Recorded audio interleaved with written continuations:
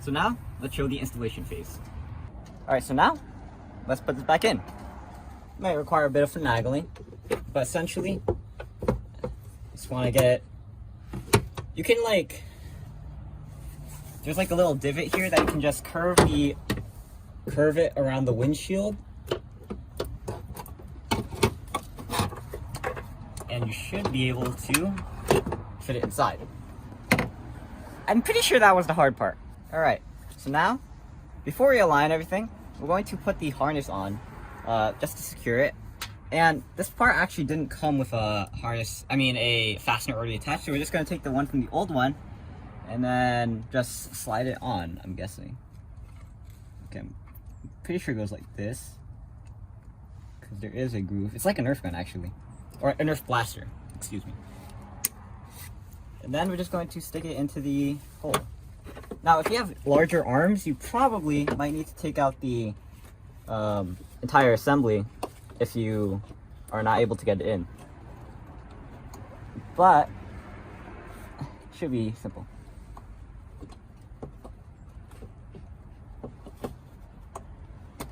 There we go. And then, actually, we don't need to do this yet. Alright, so I'm gonna level with you guys. We just went inside to take a break because it is very cold outside. But right now there's about 20 minutes to sundown, so we're gonna try to get this done as fast as possible, and we're gonna expedite some things.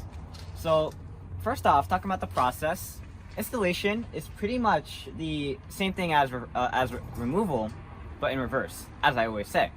So all you have to do is make sure you align the bolts, align the transmission linkage, put the bolts in, screw them in, then you put then you obviously want to attach the harness, put the cowl back on. Actually, that's funny because make sure that you attach the cowl first before you put the windshield wipers on, because that's what my dad did. Even though he's an experienced mechanic of like maybe 50 years, no, maybe 30 years, he still put the windshield, the arm on before the cowl. So don't make that mistake. And after that, then you put the rubber lining back on, make sure the fastener's back in. Then you want to put the windshield arm on, screw them in, and then should be good to go. But after that, well, we'll probably get to that actually. Alright, so one more thing I want to mention.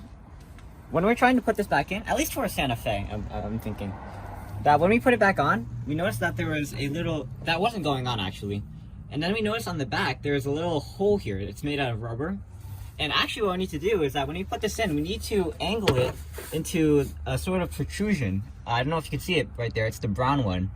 But when we put this, when we angle this transmission linkage system on, when we align it, we have to put it onto that protrusion. Okay. So wait, let me see where that is. That's towards the back. Alright, so we actually ended up securing it. I asked my dad for help, and he ended up, 30 years of experience, he ended up doing it. And when we actually put it on, it should be able to wiggle without falling off. It should be fixed, or it should pivot on a point. Now after that, we want to put the screws on. Of course, I'm pretty sure you need to have the washers on them. And then after that, we're golden. Alright guys, so while I'm doing this, let me just clarify. When I say my dad has 30 years of experience, it's more of a joke actually. He actually doesn't have 30 years of experience. He's only been working on cars for about a few years. So he's learning just like you and I are. So we don't have like the sort of expertise that an actual 30-year mechanic would have. But my dad just wants us to be humble, essentially. But I always make that joke because he always seems so experienced whenever I work with him. But there's always sometimes that he might make the wrong judgment call. Wait, this is bigger. That's cool. I'm not sure if you saw that, but this has an ovular hole. Can't feel it. Alright, now we have all three bolts in, and now we're going to tighten them. I'm not sure if we need to torque them to a certain amount. There probably is a specification, but first we're going to deal with the Milwaukee. I'm going to start over here so that we can have a cool transition at the end. Alright, so hold on. Before we do this, my dad told me that I was gonna go for this one first, but my dad's saying that essentially we have to tighten this bolt first because it has a tinier hole.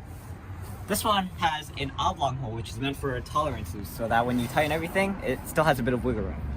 So we're gonna tighten this first, then the middle one, and then the one on the end.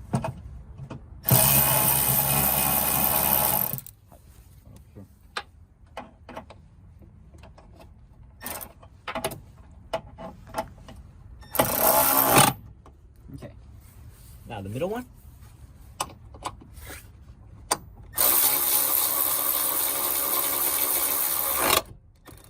Okay. And finally, the last one. There we go. Whew. Before we do anything, we're gonna test it to make sure it's working. Now, we have the cable in the harness, so everything should be working theoretically. Whoa, okay, it's very slippery down here.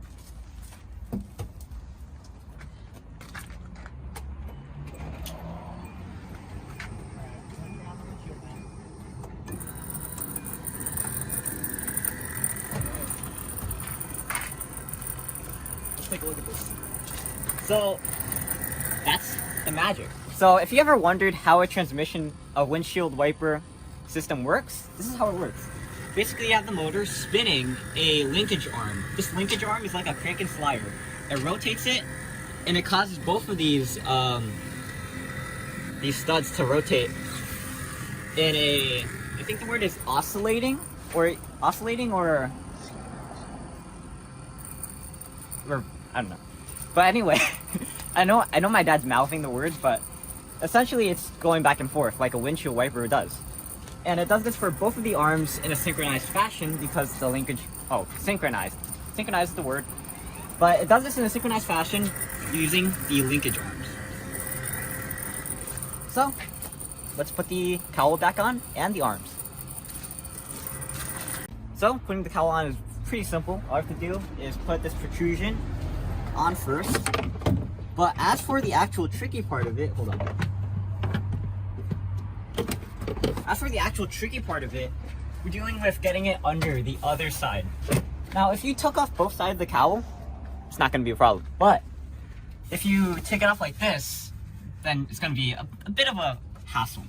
So my dad was actually demonstrating to me.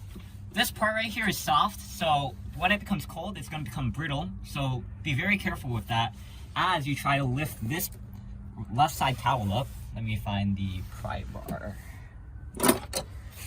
As you try to lift this up to fit it under, be very careful not to break it. And he actually ended up breaking this soft part here. Oh, we have to get on the back too. Hold on.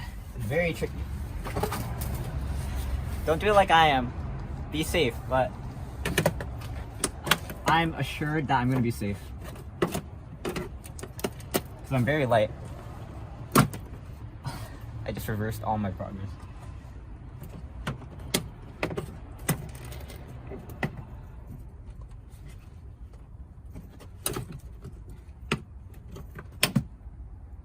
There we go.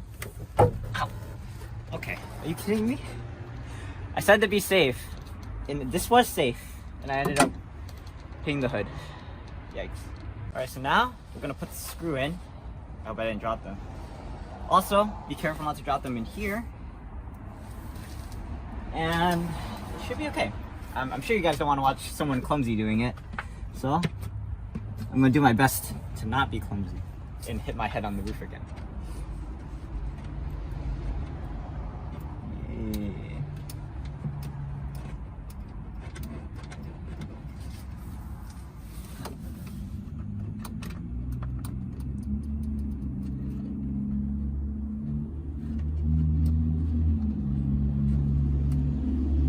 There we go. Gotta get this. Oh, there it is. Okay. Oh. So we got our Phillips head. Just gonna tighten it here. Come on, engage. Okay. Probably not too tight because it is cold, so this might accidentally break it.